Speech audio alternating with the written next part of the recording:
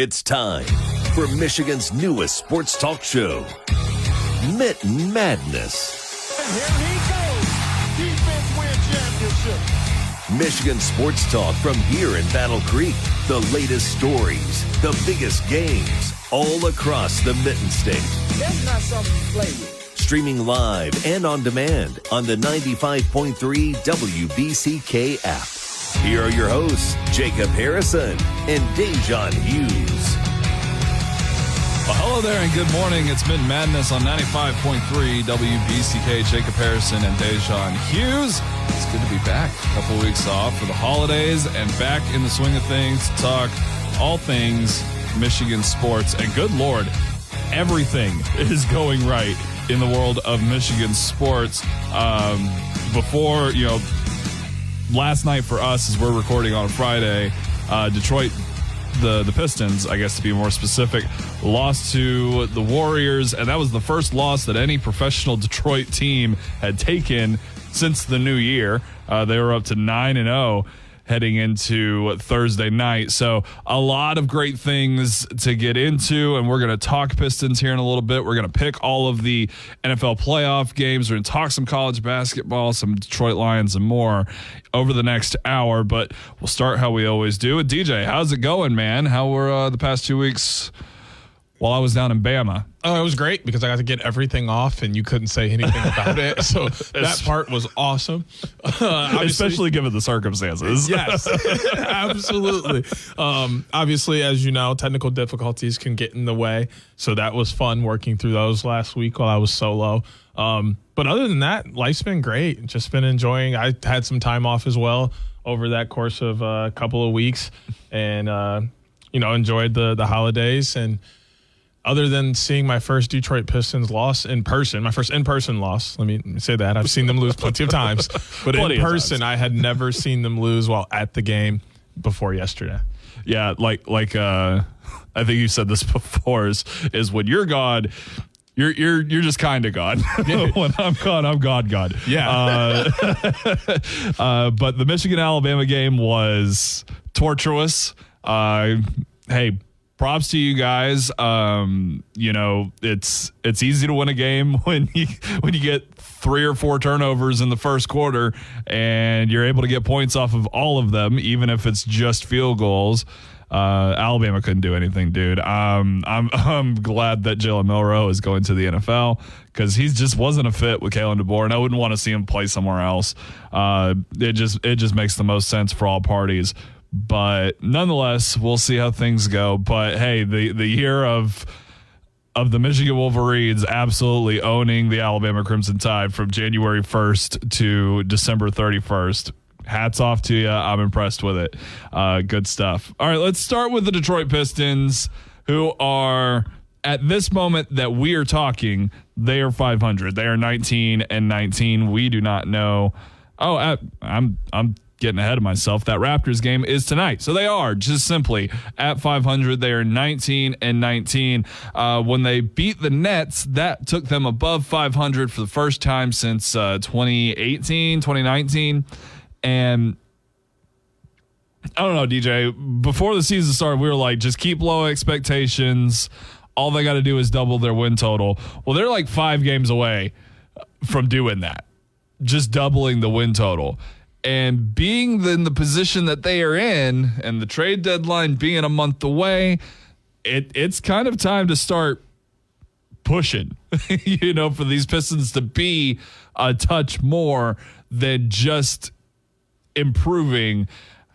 We've kind of seen these scenarios with the Tigers. We looked at the Tiger situation and said, look, if you're going to push for the playoffs, do it. You can make it. They did that. We saw with the Red Wings, how they got out of the gate so strong and then they faltered late. They missed the playoffs. And this year things aren't going super great, though. We'll get to them in a little bit. Things are a little bit better. But nonetheless, when it comes to the Pistons and what they're doing right now, what's your approach to handle the next month for the Detroit Pistons, figure out where you need to be? I don't think you change anything. I think you're playing fantastic basketball. As somebody who definitely just saw you in person, you're playing great basketball. The only thing that sucks is that Jaden Ivey's hurt. I think this team would be even better if Jaden Ivey was around. But just keep the energy at a high.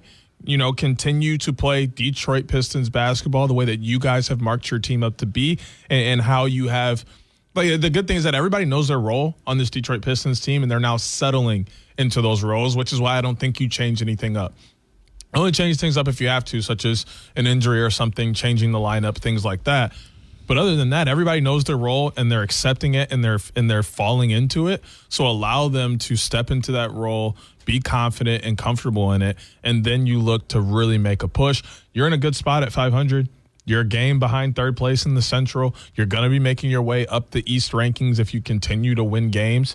So be patient with yourself and just continue to do the right things. Yeah, it's the point in the season where either you start to win more games or you start to lose a lot of games and you find yourself out of the situation. Let the losers kind of handle themselves. You figure out where you fit into the file and rank of the NBA. Let me propose this question to you, though, and I know we're just a month. We're a month away, and a lot can happen in a month. But let's just throw out the hypothetical scenario that when we get to, the first week of February, and we're staring down that February 6th trade deadline, and the Pistons are within plus or minus 5 games of 500, so they're either 5 games below or 5 games ahead. How aggressive are you at the trade deadline to go get somebody that can make an impact on this team? Or would you be a little bit more reserved and say, hey, we can stock up some picks and take on a salary, because the Detroit Pistons are in a unique situation with having the lowest payroll in the league and also being the only team under the cap. They've got to make some type of move. But if that's the scenario they're looking at, plus or minus 5 games over 500, under 500, how aggressive are you? You're a Spurs fan, right? Or kind of. Pelicans, right? Those are the two teams that Okay. I like. I also like the Pistons. I don't have a favorite team. So, but, from your time down south, you probably heard a lot or saw a lot about the Thunder. Everybody tripped out about the Oklahoma City Thunder a few years ago, just stacking up draft picks. Yeah. Look at them now. Yeah. They've been first or second in the West for years, like for 2 or 3 years now in a row. They're pretty good. The Pistons are following kind of a similar path. A lot of young talent that they're getting from the draft, getting a guy here and there in free agency, and really just stacking up on draft picks, because they see, like, once young guys get into your locker room, you can't mix it up with just some star who's going to take away all their attention. Like, they're still trying to get it. They're still hungry. And that's why the Rockets work so well together as well, is they're all young. Thunder are all young. This Pistons team is mostly young. They're all coming together, and they're like, look, we're going to help each other out. I'm going to look out for you. You look out for me. We're all going to advance together, and this Pistons team is getting better by the day. But if you go get a Jimmy Butler and you throw him in the middle of this, it's going to ruin it. It's going to mess it all up. Yeah. Because Jimmy Butler is such a large character. You have to be careful of what characters you bring into the locker room. Like, yes, they're going to give you stuff on the floor, but what are they going to give you outside of the floor as well? Right. Well, I don't think the Pistons are in on the Jimmy Butler sweepstakes. I think that one's kind of narrowed down. There was a name that I saw floated up, and when I saw it, I was like, that's interesting. So I want to get your thoughts on it, because I put it into an article on WBCK. You can check that out on the app or WBCKFM.com about a player that would be a real big splash for them, but wouldn't necessarily be like that overwhelming star that draws attention in the same way a Jimmy Butler does. But he plays for the Boston Celtics, who are going to have to make some moves just because of monetary reasons, and that is Kristaps Porzingis. What would you think about that kind of move? Who was that? Kristaps Porzingis. No, I'm not a big fan of KP. Yeah. No. The injuries are just that the fit. doesn't help, but his style of play I don't think fits the Pistons. Okay. I don't think he's athletic enough for how they like to play. Okay. Like, if you really sit down and get a chance, sit down and watch a game, like, they fly around. The whole team just flies around. They're running, they're jumping, like, they're young. everybody. Yeah. Like, the biggest person on the team is Isaiah Stewart, and that's just because he's a block, but, like, he's still athletic at the same time. So, like, they're literally just flying around. Yeah. Like, even the veterans like Hardaway and what, those guys still have the speed. Yeah, it's not a slow game. And I think you're taking away some Simone Fontecchio's position if you go get Kristaps. They're doing the same thing. You don't need 2 of them. Makes sense. All right, so let's pivot now. The Pistons have some games coming up that are going to be interesting. Obviously, they've got the Raptors tomorrow night, the Knicks on Monday, the Pacers on Thursday. So this is a little bit tougher of a stretch. Obviously, you enjoy a 5-game winning streak when you get one. But when it's over, Orlando's not awful, but Charlotte, Minnesota, Portland, Brooklyn, this isn't the upper echelon of the NBA. Tougher teams here with the Knicks and the Pacers, especially the Suns can get you, the Rockets can get you. The next couple of weeks, how do you think things are going to go with the Pistons? Are we getting a little too ahead of ourselves because we got a big game winning streak over some marginal teams that they should be able to beat? Now reality sets in. How do you look at these next 4 or 5 games? No, I think the Pistons are in a great spot. I mean, you beat the Timberwolves, you lost to the Nuggets by only about 10 points, beat the Kings, the Lakers, the Suns, and then you take care of business against the Trailblazers and the Nets, the Hornets, and you beat the Magic too, who are definitely better than you. So I think they're in a really good position where they're playing ball right now. They're beating teams that are better than them. They're beating teams that are not better than them. They're losing to teams that are better than them by a healthy margin. Yeah, I think a big thing is that they're just learning how to win. And learning how to win in different ways. Like they got a big chunk victory over Minnesota, and then they turn around against Portland and they got to win a tight one, and they've got to hit a last second shot to pull it off. And they manage both of those situations, and then you hang with Golden State at home like that. That's something to be praised. So I agree with you. Could be interesting coming up here in these next few games. See how far away from 500 they could get in a positive direction. We'll see what happens. We'll keep up with it. All right, when we come back, we're going to talk some Michigan and Michigan State basketball. We got Lions stuff to get into a little bit later as well. If we've got time, we'll touch on the college football playoffs. This is Mitten Madness on 95.3 WBCK.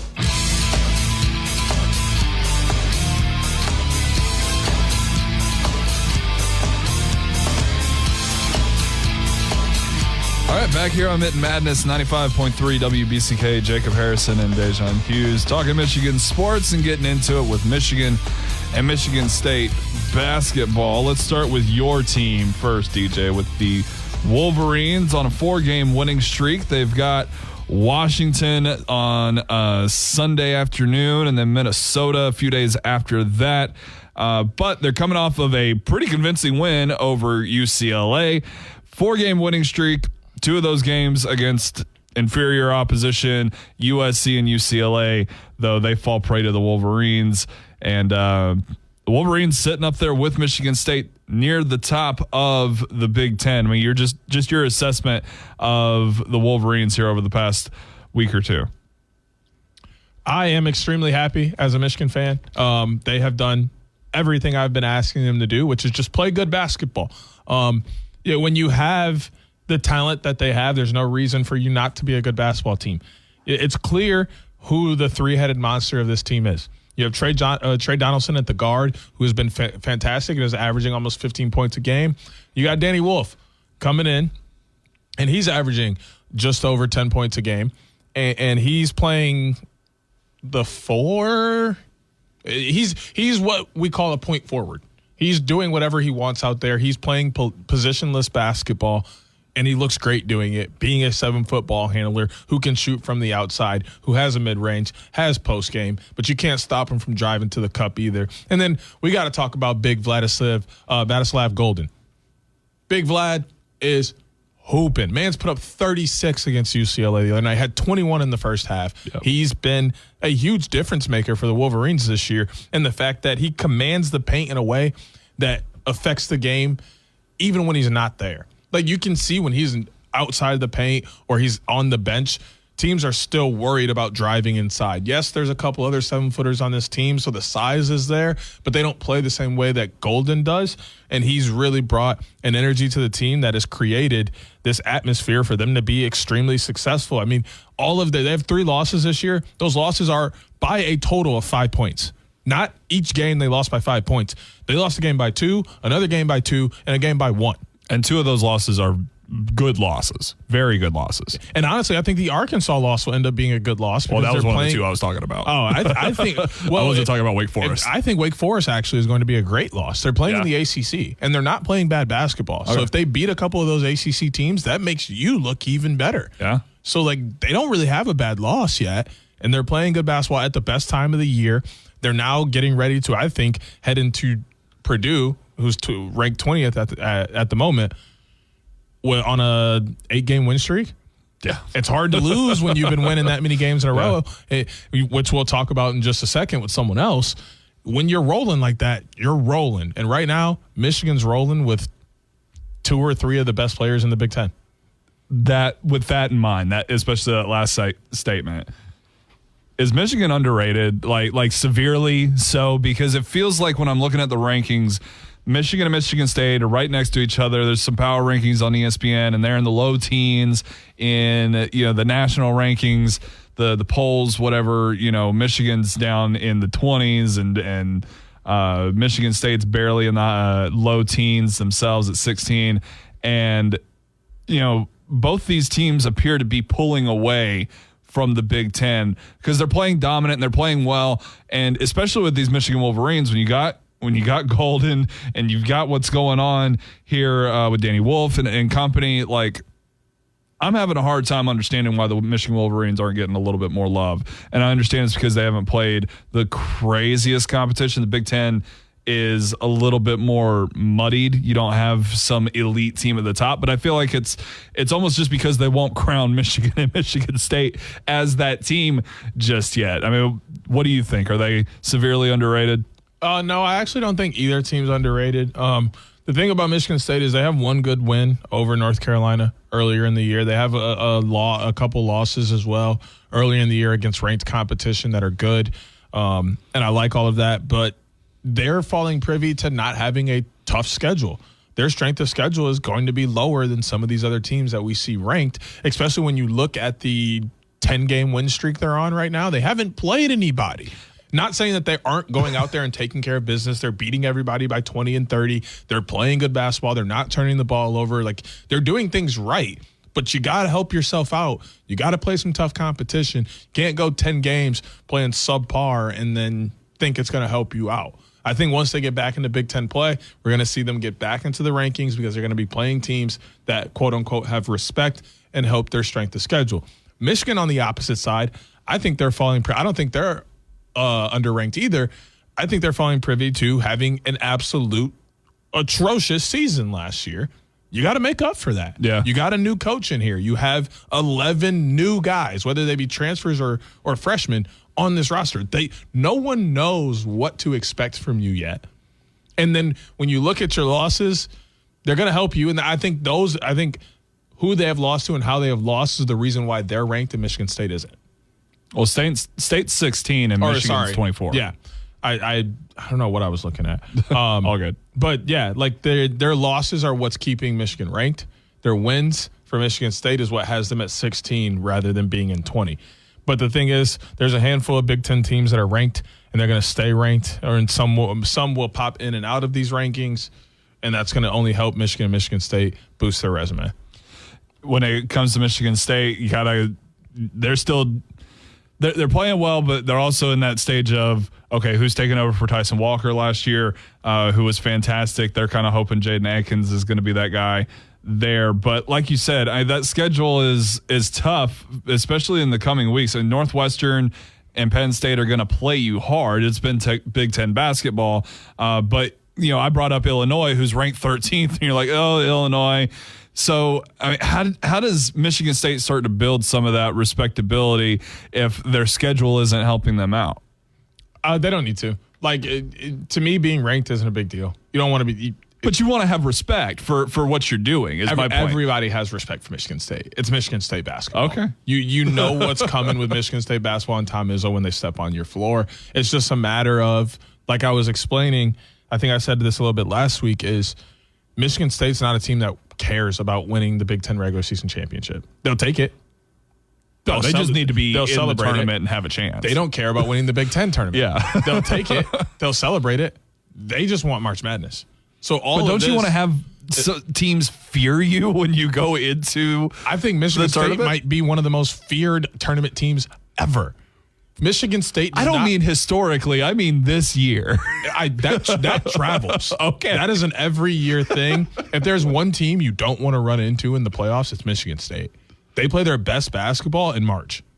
That's true. They play their best basketball I understand in March. that completely. So that's why like you also see like they're not worried about their schedule and they're not saying anything about it. They're just going out playing basketball, handle your business, and handling business because they know all we got to do is get to March and then we'll really start handling things. So I think both teams are in a great space, and I think both teams will be in the March Madness seed for sure bracket, and I'm sure both of them will be an 8 seed or higher. But depending on what happens through the rest of this regular season, that may change. But right now, I have them both 8 seeds or higher. So we know we've got an extended season from the Lions. No, we're going to have extended seasons from Michigan and Michigan State basketball. Hopeful on the Detroit Pistons side. But the skepticism maybe still lies a little bit with the Red Wings after what has been a tough start. You let the head coach walk out the door and you're trying to figure things out. But now they're on a 5-game winning streak after a 4-game losing streak, and they're back up to 500. However, they are buried at the bottom of the Atlantic Division. Just 40 points on the season. That's behind Ottawa and Montreal by 1, and then Boston and Tampa ramp that up to 5 and 6, and then you get Florida and Toronto, who are at the top of the division. Has Detroit? The Red Wings seem to be hovering around 500, and that's probably what they're going to do for the rest of the season. Have they dug themselves too much of a hole already to kind of join in on the Detroit resurgence fun that they have seemed to find every way not to join in on over the past year? Not quite. You can just kind of look around the league. There's a lot of teams that are hovering around that 500 angle.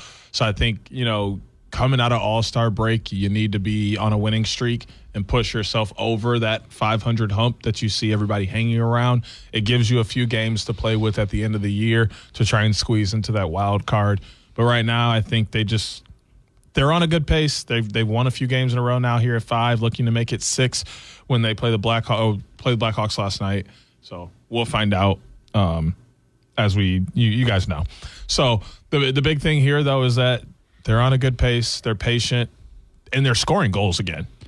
4-2, 4-2, 5-4, 4-2, 3-2. They're also beating competent teams. Exactly. I'll say that. Wins over Washington and Pittsburgh and Columbus, those are very respectable wins. I mean, so is Winnipeg. Winnipeg's been great so far this year. So it's just a matter of the fact that they're going out and they're winning games and they're scoring goals. So you should expect that to continue at some point. But I think they don't really have to ramp it up until close to that All-Star break and then coming out of it. For sure. All right, we'll go ahead and take a break and have a little bit of extra time there in that third shorter segment. So we're going to talk about the Detroit Lions and everything they've got going on in their bye week. Maybe some coaching searches are going to have to be underway for the Lions as well to replace some incredible coordinators. We'll talk about it next here on Mitten Madness, 95.3 WBCK. Detroit sports fans, Wolverines and Spartans alike, this is your sports show, Mitten Madness, with Jacob Harrison and Da'Jzon Hughes on 95.3 WBCK.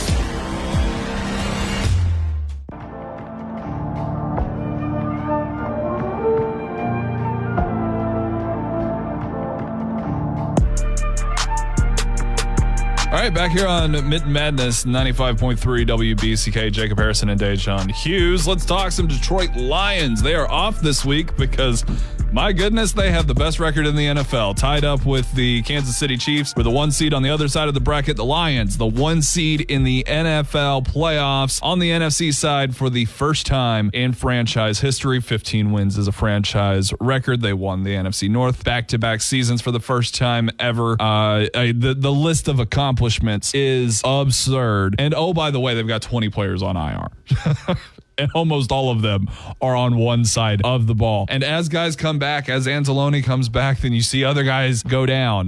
Both cornerbacks went down in the season finale trying to take out the Vikings to secure that 1 seed. But the Lions, man, they stay strong and they stay aggressive. I don't know how they're pulling it off with all the injuries on defense, but you got to respect it. And I don't think you can sell them short once we get deeper into the playoffs and they're able to take the field once again. But I mean, just DJ, your perspective on the fact that they secured home field advantage. It felt like last year, if they'd have had home field advantage, they'd have went all the way. Yeah, definitely last year. I think just the energy that was inside of Ford Field last year with everyone being so excited for, having success at the level that they had and how excited the players were to be giving that success to the city, the energy would have just blown that place. Can you replicate it this year, though? I mean, after what last year was, can you bring that same energy to Ford Field, Detroit Lions fans? I'm sure the fans can, but then I think there's pressure, which is the difference. There was no pressure on the Lions last year. People were like, okay, you guys are doing good. Let's see what happens. Show us what you can do. People are like,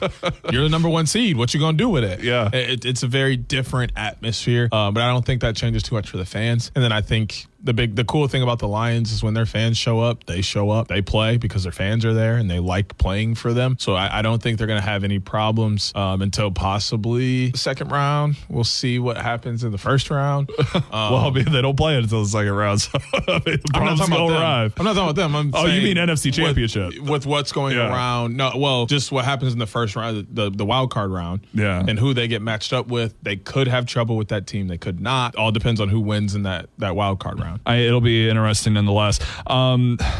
Obviously, the Lions got stopped short last year in the NFC Championship. They're looking to get past that. Considering the fact that Aiden Hutchinson is waiting to come back at the Super Bowl, you're getting David Montgomery back here for the playoffs. He should be back next week, in fact. Jahmyr Gibbs closes the season out with a 4-touchdown game. Jared Goff had an unprecedented season with 4,500 passing yards and 72% completion percentage, which is absurd. Also, career year in touchdown passes for him. Amon-Ra St. Brown, Penei Sewell, first team All-Pros, as well as Kirby Joseph on the defensive side. So props to them. You've got all of these pieces. Why does it still feel like there's a tinge of doubt with this team? I know the injuries have a piece to play into that, but I mean, the other teams in the NFC, you mentioned who wins, who advances, who does Detroit play? Who is that team that kind of gives you a little bit of pause if you're a Detroit Lions fan? Obviously, I'm going to be a homer a little bit here and say the Packers. I think anytime you run into divisional matchups in the playoffs, it means a little bit more. There's more there. So obviously the Vikings are also in that mix. But I think that's me being a little homer and a little biased toward the NFC North and how good they were this year. Historically good. And And then the other piece, the team that I kind of have above those two in terms of Packers Vikings are like 2 and 3, not in any particular order, but number 1 for sure is the Eagles, in my opinion, especially since they're healthy for now. Jalen Hurts is back. All the receivers are back. That's going to be a scary team to play. But the advantage for the Lions is that, is it an advantage? The Lions didn't lose a game on the road this year. They lost 2 at home. Yeah, true. It's a tough thing to think about. Yeah, and the teams that beat them, they're in the playoffs. Yep. They didn't just have bad days against a weird team at home that you were overlooking. No, they lost to playoff Super Bowl potential teams, especially the most recent one with the Bills. For me, it's the Rams. I stick by what I said. I think the team that has the makeup to go in to Ford Field in a playoff atmosphere and beat the Lions, I think it's the Rams. It's not because I think the Rams are the best team in the NFC. Far from it. I think that's the Lions and the Eagles are a close second. I think Detroit would have an easier time getting up for the Eagles if it came down to a 1-2 seed matchup for the NFC Championship, the right to go to the Super Bowl. I think the Lions can take that head on. I think if there's a scenario in which the Lions have to play the Rams, NFC Championship or not, divisional round, whatever, however the seeds fall, I think that is more problematic. And people look, I think a lot of people are like, oh, it's just because of Matthew Stafford. It's not just because of Matthew Stafford. Matthew Stafford hasn't played particularly well down the stretch. It's because the Rams can play ball control offense, and the Eagles can can too, but the Eagles also have a little bit more of a, ego to make sure that the passing yards are there too. The Rams don't care. The Rams are just going to play offense, and they're going to punch you in the nose a few hundred times in a row and wear you down over the course of the game. Whereas the Eagles beat you with explosiveness. The Rams wear you out. And I think that's where it can be dangerous against the Lions, because that just means more snaps against a defense that is really banged up, really torn down. So that's the team that worries me on that side of the clip. But nonetheless, it's going to be a fun ride here for the Lions. I mentioned it in the tease. Ben Johnson is likely to be out of here. Aaron Glenn likely to be out of here as well. Dan Campbell's going to have to look for coordinator options. We're not going to talk about coordinators in the sense of who is Dan Campbell going to go get, but I want to know your opinion, Ben Johnson, because I think he's one of the more polarizing characters in the NFL offseason story this year as to where he goes, what team he chooses to go with. Now, he has interviewed with the New England Patriots, and he came away pretty blown away by Drake May. An opportunity there to work with a fantastic quarterback who had a great rookie year despite not having any sources around him to be successful. But there's that connection there with Chicago that has loomed almost all season, where the Bears have kind of been eyeing that divisional makeup, make the Lions weaker and make yourself stronger in one fell swoop. And the thought of pairing Caleb Williams with Ben Johnson sounds like a really great idea. I mean, do you have a preference of where, hey, don't go to Chicago, or are you just kind of watching along with the Ben Johnson story, seeing what happens? Chicago is a dumpster fire. He can go there and ruin his career if he wants to. But I don't think he should. I'm not going to lie. I thought you were going to say, hey, I'm just going to watch it play out. No. I mean, for the most part. Gave you the opportunity to crap on Chicago, and you took it. What you think I was going to do? Realistically, he should just, be calm, be patient, take his time.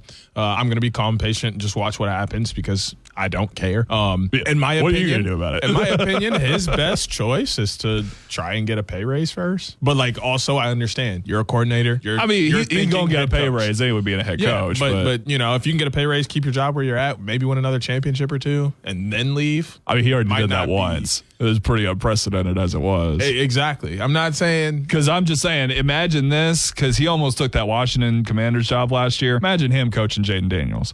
That would be very impressive. I don't see a scenario in which he comes back. I think it's pretty clear that he's out the door, but nonetheless, I'm gonna be excited to see where he goes. I think the NFL needs more of his creativity. I think people went down the rabbit hole of Sean McVay. Let's take guys from Sean McVay's tree, and a lot of those guys aren't as creative as Sean McVay. They lost kind of track on what made Sean McVay such a great young head coach. It's because he's done things that revolutionize and advance the game. Whereas, no disrespect to LaFleur, but the LaFleur bros really just run a modern offense. Right. They don't do anything outwardly innovative. And that doesn't make them bad coaches. I think Matt LaFleur is a great head coach. I think he's proven that in his time with the Packers. But those guys that revolutionize the game and evolve it, and the pairing of Dan Campbell and what he brings as, fourth down gambler, and pairing that with the analytics and knowing when to trust the analytics, I think it's so special what Ben Johnson does. I don't think he can fail wherever he goes. And that's why I think if you are an NFC North fan or a Detroit Lions fan, you don't want him anywhere near Chicago. You say Chicago's a dumpster fire. Hey, sometimes you can win in spite of yourself, and the Bears have been known to do that in the past when they've gotten great head coaches. Ben Johnson's got the goods to turn that thing around, or at least advance it beyond what it is, because there's pieces around Caleb Williams. They just kind of make them work. All right, we'll wrap things up, and then it's time to make some playoff picks. Get back into the swing of things here on Mitten Madness. 95.3 WBCK. 95.3 WBCK.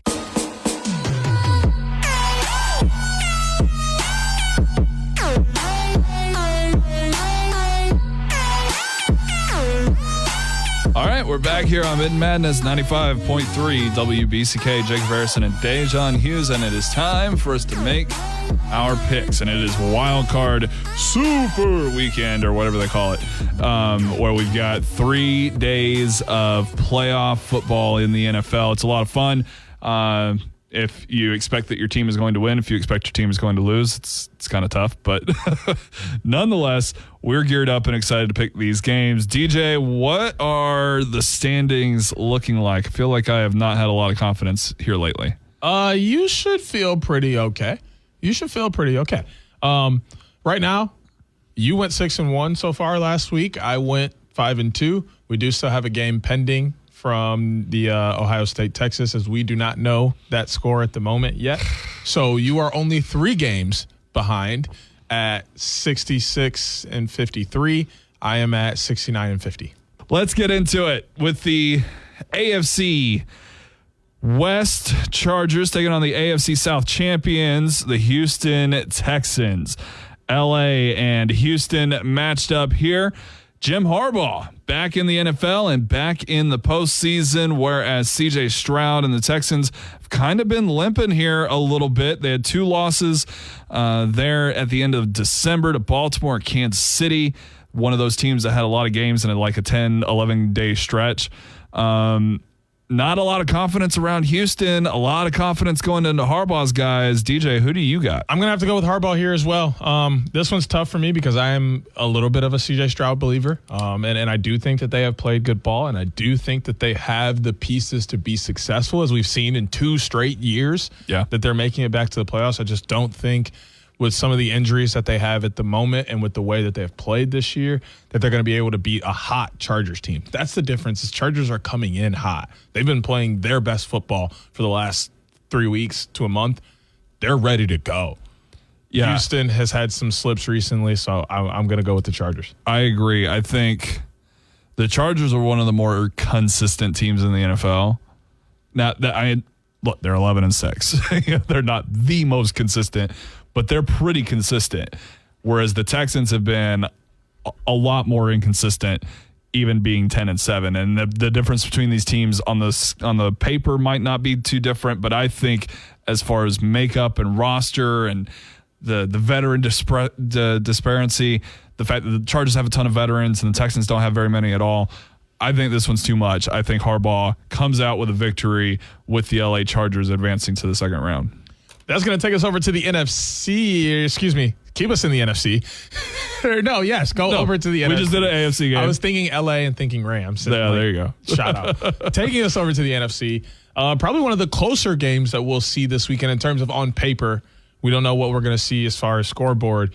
Washington Commanders taking on the Tampa Bay Buccaneers. This is going to be down in Tampa Bay. Washington 12-5 on the year, having to go on the road because of how the makeup is in the playoffs. Tampa Bay being at home, winning their awful division again. Can the Tampa Bay Buccaneers and Baker Mayfield do enough to beat what has been a sensationally exciting team to watch in the Washington Commanders? This game frustrates me ahead of time because this could be the game of the weekend as long as Tampa Bay shows up. Tampa Bay, much like the Houston Texans, has either shown up and shown out or they've gotten dog walked. Like they don't have a whole lot of in between. If they're competitive in the game, they usually win it. If they just aren't there mentally, preparedness, I don't know. They have not been the mark of consistency. The Commanders haven't either, but when they feel like they can win, they often do. So if both teams show up, this can be a fantastic knockout, drag-out, shootout type game. And in that scenario, I'm trusting Washington. I'm going to go with Washington as well. I've really liked watching Tampa Bay play. I've really liked, some of the pieces that they have on their team. But every single one of their games is entirely too close and makes you pull your hair out at the end. I don't want to be sweating a Baker Mayfield deep bomb to Mike Evans with no Chris Godwin to win this game when 9 times out of 10, Washington's just going to turn around and throw an 80-yard Hail Mary and win the game anyway. I'm going to go with Jaden Daniels, who has been extremely exciting to watch. All right, so I'm going to take us back to the NFC, and I'm going to bring you the Minnesota Vikings, the best record for a wild card team in NFL history at 14-3. They are going to travel to Glendale, Arizona to take on the Los Angeles Rams. The wildfires in California, forcing this game to be moved to State Farm Arena, the home of the Arizona Cardinals. And that is where the Rams will enjoy their home game. And at the expense of the fact that this is just a clean joke, The Rams aren't used to having a lot of their own fans in their stadium anyway. This might work out in their favor.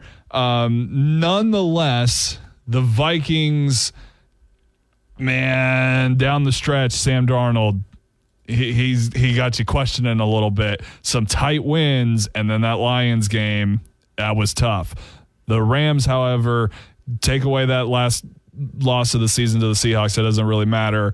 They did what they had to do, and they had to grit out some wins against San Fran, New York, and Arizona. They're late to secure their position in the playoffs, and they had a chance to get healthy off of that last week. I really like the Rams, DJ, but this is a real topic, being a 2.5-point favorite at the open and now just 3 points. Who do you got? Vikings, Rams. Listen, 2 of the 3 losses for this team are to the Lions. One of them is to the Rams. But that Rams team we saw back then, it's not the Rams team we're seeing right now. That Vikings team we saw back then, it's not the Vikings team we're seeing now. It pains me to say this. I'm going to pick those guys in purple. Oh, see, here's the thing, DJ. There is one quarterback in this game who's never played in a playoff game, and there's one coach in this playoff game who has never won a playoff game. And I see the trajectories of these two teams going in opposite directions. I always appreciate what the Rams are doing, and they know how to play postseason football. They are built strictly to get to the postseason and then see what happens. They're Michigan State Spartans in that manner. I'm going to stick with the Rams. I think they've got what it takes to knock the Vikings out, as the Vikings often do. They're one and done this year. Well, that's going to send us back to the AFC. Broncos traveling all the way over to Buffalo, New York. Buffalo, perfect 8-0 at home. Broncos have struggled on the road, 4-8. They're only giving the Broncos a 32% chance to come out on top. Do you think Bo Nix and the Broncos can get it done on the road, or will Josh Allen continue being supreme this year? I'm going to say this with a lot more respect for Bo Nix than I've given him all year, because he had a fantastic rookie season and he deserves to be commended for it. But can the Broncos go into Buffalo and beat the Bills? Hell no. Josh Allen and the Bills have got bigger things on their mind than playing the Broncos. And that's not to say they're overlooking them. It's they know what they got to do. And the Broncos are going to feel it. They can't compete. Bills. I'm going to go with the Bills as well. I think this comes down to an experience at the quarterback position, some other positions for the Broncos in comparison to the Bills, who have been here time and time again. It's almost seems like that year where Josh Allen maybe figures it out and gets them further than they have been in the past. But I think the first round, they're going to be able to win this game.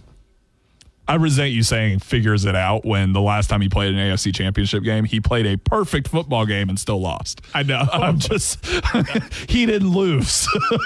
No, he did not lose that game. The defense gave up a touchdown in 18 seconds. They lost. All right. NFC. This is number 2 and number 7, and it's just as good as the other 2 matchups.